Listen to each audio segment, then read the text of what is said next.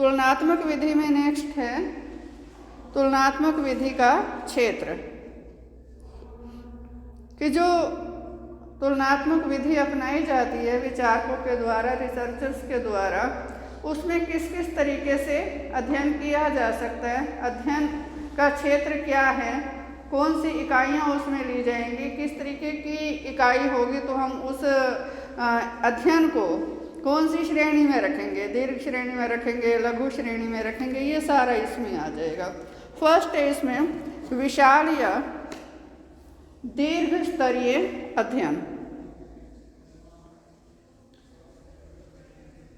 अब ये जो तुलनात्मक विधि की हम बात कर रहे हैं, 2 या 2 से अधिक देशों की शासन प्रणालियों का तुलनात्मक अध्ययन, उसी के लिए ये विधि प्रयोग में लाई जाएगी।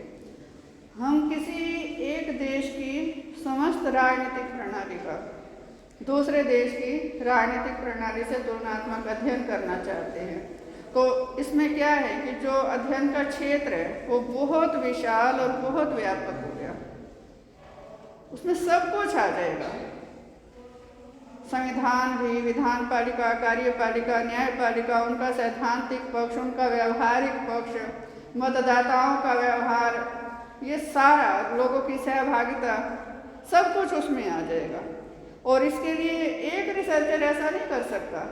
फिर इस तरह का जो अध्ययन है वो लार्ज स्केल पे होता है, कई जो रिसर्चर्स को थोड़ा थोड़ा क्षेत्र उसका दे दिया जाता है और फिर सारे को मिलाकर कॉम्पैक्ट करके एक पूर्ण रूप दिया जाता है।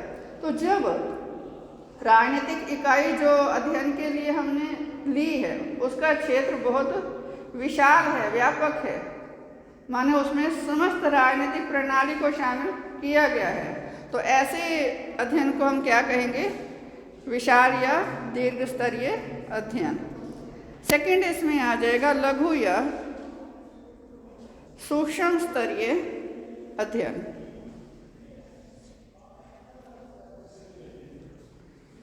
अध्ययन का जो क्षेत्र है यदि वो ज़्यादा बड़ा नहीं है, बहुत व्यापक नहीं है, इकाई छोटी सी है, तो उसे हम कहेंगे लघु स्तरीय अध्ययन।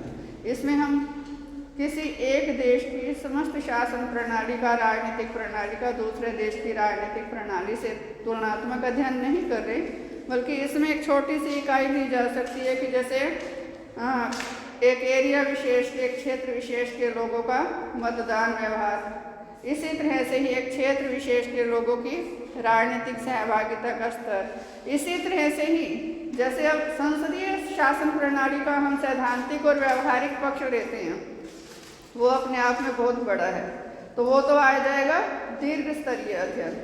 लेकिन कोई एक जो रिसर्चर है इतना ही लेता है कि जो संसदीय शासन प्रणाली है उसके लिए द्विदलीय प्रणाली होनी चाहिए, माने केवल 2 ही राजनीतिक दल होने चाहिए, या बहुदलीय प्रणाली होनी चाहिए। तो उसने सीमित कर लिया ना, उसने सिर्फ ये देखना है कि संसदीय शासन प्रणाली द्विदलीय प्रणाली में ज़्यादा प्रभावपूर्ण तरीके से कार्य करती है या बहुदलीय प्रणाली में भी वो उतने ही प्रभावपूर्ण तरीके से कार्य कर सकती है या कर लेती है या किसी देश में कर रही है। ये अगर इकाई लेनी है तो ये क्या है, छोटी इकाई है। तो ऐसे अध्ययन को क्या कहा जाएगा, लघु स्तरीय या सूक्ष्म स्तरीय अध्ययन। नेक्स्ट है इसमें कम क्षेत्र वाली इकाइयों का अध्ययन।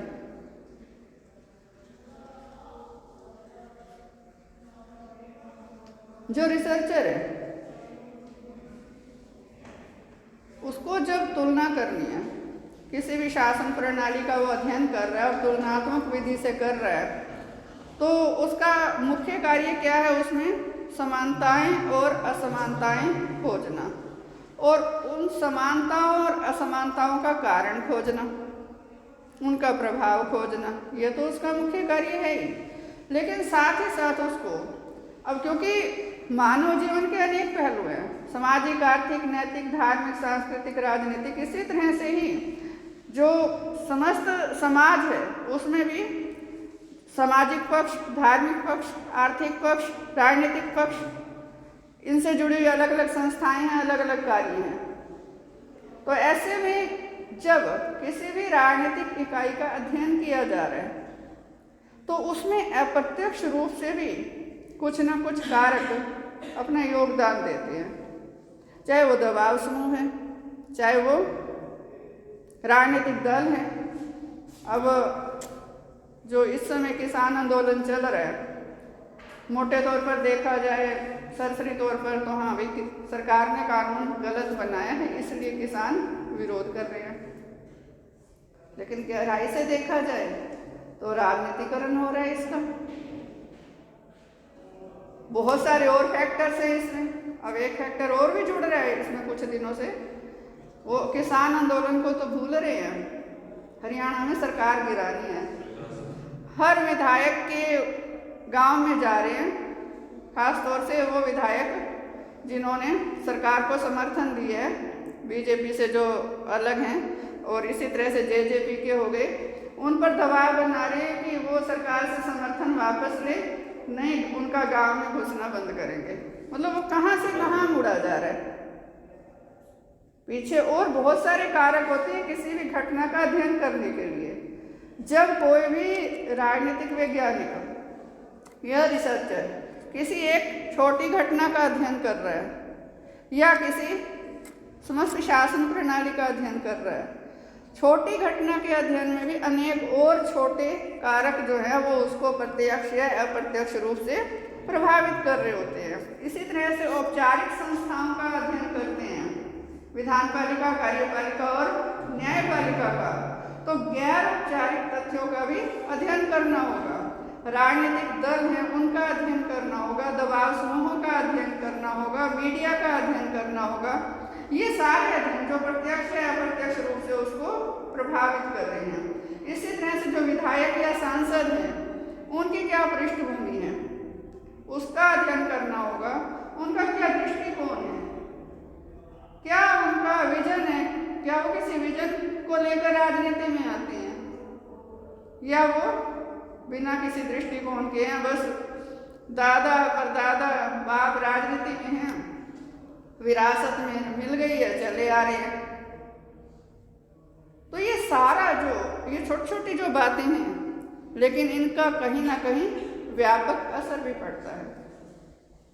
तो ऐसे में जो राजनीतिक विचारक है, जो विश्लेषक है, उसको समानताएं और असमानताएं तो देखनी है, लेकिन जब उनके कारण और प्रभाव का वो विश्लेषण करने जा रहा है तो इन सारी प्रत्यक्ष और अप्रत्यक्ष जो तथ्य हैं, चाहे वो छोटे से छोटे हैं, उनको भी मद्देनजर रखना होगा, तब जाकर विश्लेषण वो करेगा तो एक सही सिद्धांत की स्थापना का एक प्रयास होगा। इसके बाद इसमें तुलनात्मक विधि के मार्ग में आने वाली बात